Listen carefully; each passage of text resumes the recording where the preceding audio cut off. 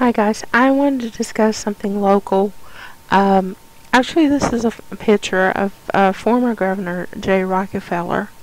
Now, you might be very familiar with the name Rockefeller, and the reason why I'm bringing this up is that J. Rockefeller and his connections in Washington with the Obama administration and the war on coal in West Virginia, and how it is going to affect us later on in regards to the carbon tax and how it will affect the peoples living in West Virginia and what they are leading up to a one world order to where they will control all of the natural assets all across, not just in America, but all across the globe. And this is all their plan, to have everything under control in their hands, where we are made slaves, and we will be made basically tax slaves. So with the upcoming physical cliff, where they are, they say, in plan of devising some type of a bill to take control of every part of your lives, where it comes from your retirement, how you give in society, it's like in charities. Yeah, I mean, you name it, they're going to cover it, or they're going to take control of everything that you own, basically, and which will actually end up on a chip. So I'm sure somewhere, possibly in that bill, they're going to work it out to where they're going to have full control over you, basically. But this article here is titled, "Are the Rockefellers and the Sotomayor Illuminati Jews?" Okay, and there was a book that came out, and it was overlooked by a lot of people. Probably a lot of people don't know about this book. And it was published mainly for sale in the Jewish communities. And the title of the book was called Americans of Jewish Descent. And it was compiled by a Jewish historian, Malcolm H. Stern. Okay, now the name Stern is like in Howard Stern. Okay, so that's a Jewish name. It says here that they claim that the Rockefellers are Jews of Sephardic descent, which means that they were Jews that were from Spain and Portugal, and so that's where they claim that the Rockefellers came from. Okay, now the book was a very large book, and it gave a history of 25,000 Jewish individuals in America, and it was extremely interesting to know about. There were only like 550 copies of the book that was printed, and each copy was numbered.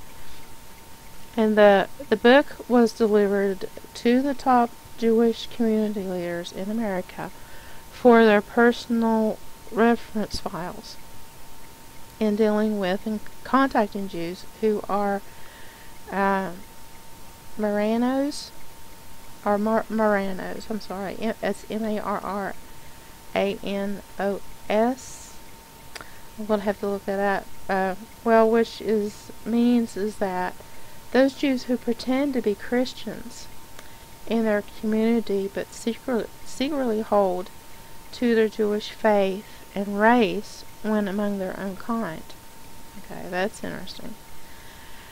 And someone asked who would expect to find the Rockefellers in the book. Well, Stern's work traced what he called the nobility of Jewry The Sephardim, I guess you pronounce that Sephardim, who lived in Spain, which referred to those Jews who lived in Spain and Portugal as princes of the land. And many centuries ago, the Jews flooded into Spain in great numbers, and through usury and stealth became vast landowners. Now, the Jews controlled both Spain and Portugal through their monopoly over finances of the country, which they do now through the Rothschild banks, because it's the main central bank, and they're controlled by the Rothschilds. And it was 1492 that King Ferdinand and Queen Isabella of Spain expelled the Jews from their country and confiscated their ill-gotten wealth. It was during this period that the Rockefeller family moved to the Turkish Empire, which welcomed the Jews at that time, believing them to be a poor, persecuted people. Now, the grandfather of former Vice President Nelson Rockefeller admitted that his family once moved from Turkey to France. It was from France that they moved to America. Now, John D. Rockefeller Sr. was a wealthy man before he took over Standard Oil Company. Remember that, Standard Oil Company, which made their family one of the richest in the world. Now, no one has ever explained how his family came into such wealth as soon as they arrived in America from France. There was no known information on how the Rockefellers came to huge amounts of money in France. Some think that they got their money from the Rothschilds and were originally their agents as buying up Christian businesses in America. Get that. Emphasize that. They were buying up Christian businesses in America. That's how they got control of all the businesses. And Morenos, which they pretend that they were Jews that are Christians, but they were pretending to be, converted to Christianity so that they could deceive Christians in their business dealings, but secretly continued to practice Judaism in private rituals. For this reason, the Morano family, like the Rockefellers, would make the perfect tool for the Rothschilds of France, who have for centuries used secret agents to carry on the work. Okay, and the Rockefeller Museum, there's a picture here of the Rockefeller Museum in Jerusalem. Okay. Now, the Thunderbolt was the first publication to bring Vice President Nelson Rockefeller's Jewish ancestry to public attention. Now, this information finally explained why he had always been able to work so closely with Jewish interests, and why his administration as governor of New York was laid down with the Jews from the top to the bottom. And his political campaigns of the past were always directed by Jews, and he was always the supporter of the Jewish community in all his political races.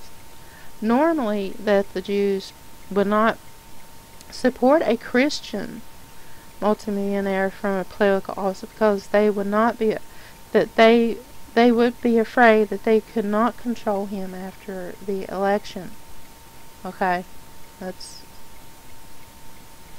would guess you would say that's pretty smart of the Christians, knowing, I guess they would know what the Jews would be up to. So it was like, for example,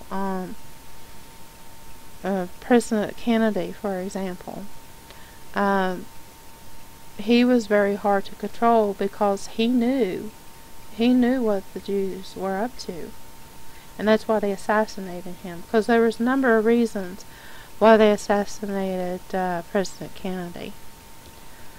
And it was one that he didn't want the Jewish lobby, for one thing, to control things there in Washington, which was one of them anyway. And so today, like, the most powerful lobby in Washington now is AIPAC. the Jewish lobby.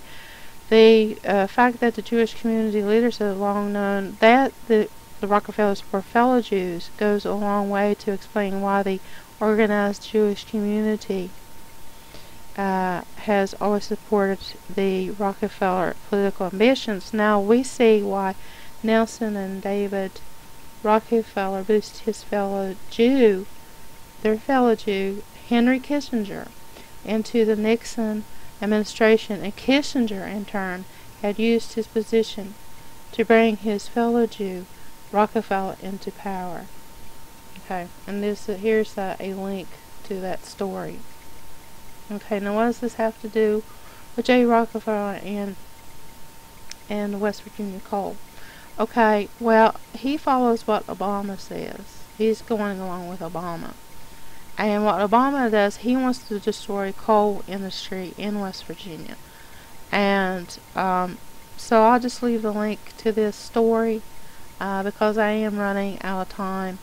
And but basically that's what this is over. So they're trying to keep a lot of the Environmental Protection Agency rules on the coal industry and to put pressure on them because any violations that they would have to pay for and so on and so forth. And plus, they want to do this to shut them down, shut the coal mines down, so they can put a carbon tax on the rest of us. They keep taxing and taxing us. So it all kind of like ties in together of them going more towards gas and oil, and then shut down on coal, and then blame that on the pollution and emissions of toxins and things like that. And same thing is going to happen to gas and oil, really. I mean, that's not going to eliminate that. So they'll just have another plan set up to tax us even more.